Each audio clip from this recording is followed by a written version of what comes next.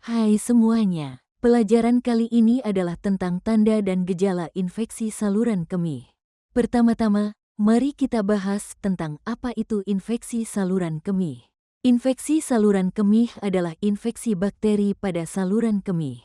Dan saya katakan paling sering karena kita dapat melihat beberapa infeksi jamur yang menyebabkan infeksi saluran kemih juga.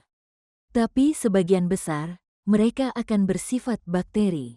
Jadi saluran kemih diperhatikan di sini. Dan yang paling sering terkena infeksi saluran kemih sederhana adalah infeksi kandung kemih. Dan kami mencatat ini sebagai sistitis. Sekarang mungkin ada bagian lain dari saluran kemih atau sistem saluran kemih yang dapat terpengaruh, termasuk ureter. Dan infeksi saluran kemih dapat menjadi sangat buruk sehingga dapat naik ke ureter dan bahkan menginfeksi ginjal, menyebabkan pyelonefritis. Kami juga akan membicarakan tentang komplikasi tersebut dalam video ini. Jika Anda merasa konten ini bermanfaat, silakan berlangganan ke saluran ini untuk terus menerima konten yang lebih bermanfaat. Sekarang, sebelum kita membahas tanda dan gejala infeksi saluran kemih, penting untuk diketahui bahwa beberapa organisme dapat menjajah saluran kemih manusia tetapi tidak menimbulkan gejala. Jadi, jika mereka melakukan tes, mereka mungkin akan melihat bakteri dalam air seni mereka. Tetapi jika mereka tidak mengalami gejala apapun, maka kami menyebutnya sebagai bakteri urea tanpa gejala. Sekarang saya telah menyebutkan hal ini sebelum infeksi saluran kemih naik. Jika menjadi sangat parah, hal ini dapat menyebabkan infeksi pada ginjal. Ini disebut pyelonefritis. Wanita lebih sering mengalami infeksi saluran kemih dibandingkan pria. Hal ini disebabkan karena jumlah wanita lebih banyak daripada pria dan karena wanita memiliki uretra yang lebih pendek daripada pria. Bakteri masuk ke dalam kandung kemih dan bagian lain dari saluran kemih dengan memanjat uretra. Jadi karena wanita memiliki uretra yang lebih pendek, mereka tidak memiliki banyak jarak yang harus ditempuh untuk mencapai kandung kemih. Jadi, terkait dengan berapa banyak infeksi saluran kemih yang terjadi pada wanita dibandingkan pria, perbandingannya adalah 4:1.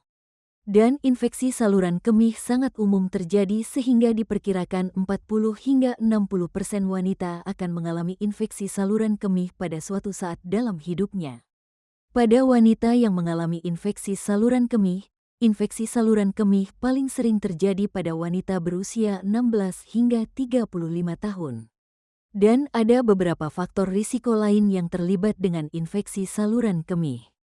Sekarang, setelah mengatakan semua itu, apa saja tanda dan gejala infeksi saluran kemih yang sebenarnya?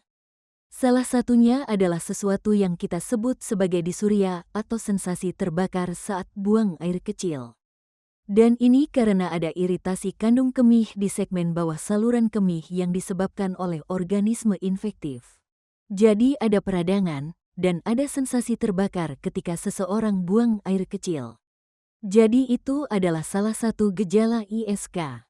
Satu lagi adalah urgensi atau desakan buang air kecil. Ini adalah sensasi perasaan ingin buang air kecil lebih cepat. Jadi Anda merasa harus segera pergi ke kamar mandi dan buang air kecil.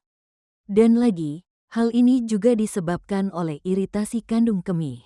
Beberapa gejala lain dari ISK adalah frekuensi buang air kecil atau peningkatan frekuensi buang air kecil.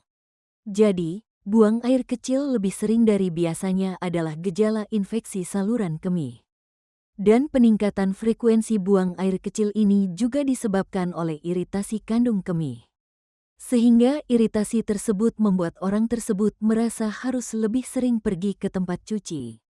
Dan mereka sering merasa ingin buang air kecil meskipun kandung kemihnya kosong. Jadi mereka akan kembali ke kamar kecil dan mencoba buang air kecil meskipun tidak perlu.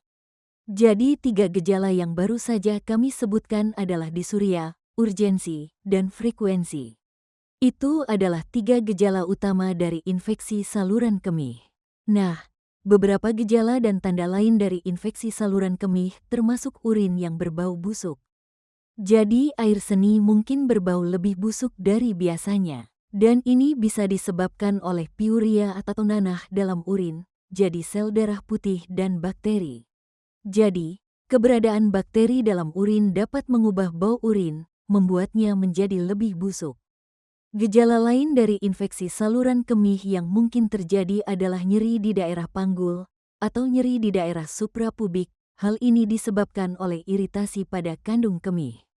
Sekali lagi, kami menyebutnya sebagai sistitis. Tanda lain dari infeksi saluran kemih disebut hematuria atau darah dalam urin. Bisa dibayangkan jika ada bakteri di dalam kandung kemih dan saluran kemih. Bakteri tersebut dapat menyebabkan iritasi dan trauma pada saluran kemih bahkan pada tingkat mikroskopis. Hal ini dapat menyebabkan terjadinya pendarahan. Hematuria ini paling sering merupakan hematuria mikroskopis. Kita tidak dapat melihatnya dengan mata telanjang. Kita hanya dapat melihatnya pada analisis urin atau tongkat celup urin. Beberapa gejala lain dari infeksi saluran kemih termasuk keraguan buang air kecil. Jadi, keraguan buang air kecil adalah kesulitan untuk memulai buang air kecil dan atau mempertahankan aliran air kecil. Jadi, kesulitan memulai dan kesulitan mempertahankan aliran urin. Kita juga bisa melihat sesuatu yang disebut post-void dribbling, yaitu ketika ada sisa urin setelah buang air kecil. Jadi, setelah buang air kecil selesai, mungkin masih ada sisa urin. Sekarang tanda dan gejala berikutnya yang akan kita bicarakan adalah yang disebabkan oleh pyelonefritis. Pyelonefritis adalah komplikasi infeksi saluran kemih di mana infeksi saluran kemih tersebut telah naik hingga menyebabkan infeksi pada ginjal. Jadi, bakteri yang menyebabkan infeksi saluran kemih dapat berjalan ke ureter dan menginfeksi ginjal, menyebabkan pyelonefritis. Jadi saya ingin menyebutkan hal itu di sini, karena ini bisa menjadi komplikasi infeksi saluran kemih. Jadi pada pyelonefritis, kita dapat melihat gejala-gejala yang kita bicarakan sebelumnya, disuria, urgensi, frekuensi, tetapi kita dapat melihat gejala-gejala lainnya. Salah satunya adalah nyeri di sisi bawah punggung yang juga dikenal sebagai nyeri panggul. Jadi biasanya di sekitar area ini, di bagian bawah tulang rusuk, dan disitulah ginjal Anda berada. Jadi sakit di punggung ke satu sisi, di bagian bawah tulang rusuk. Dan kemudian jika Anda memukul area tersebut, orang tersebut akan melompat karena rasa sakit dari area tersebut. Itulah yang kami sebut sebagai nyeri tekan sudut kostovertebral. Ini adalah tanda klinis yang sangat kritis dari pyelonefritis. Dan kemudian, karena ginjal terinfeksi, bisa terjadi demam dan menggigil. Jadi ini terjadi pada nyeri panggul.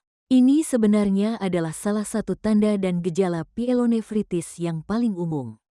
Jadi, bersamaan dengan nyeri pinggang, bisa juga terjadi demam dan menggigil. Dan sekali lagi, ini disebabkan oleh ginjal yang terinfeksi. Bisa dibayangkan jika suatu organ terinfeksi bakteri, tubuh akan mengalami demam.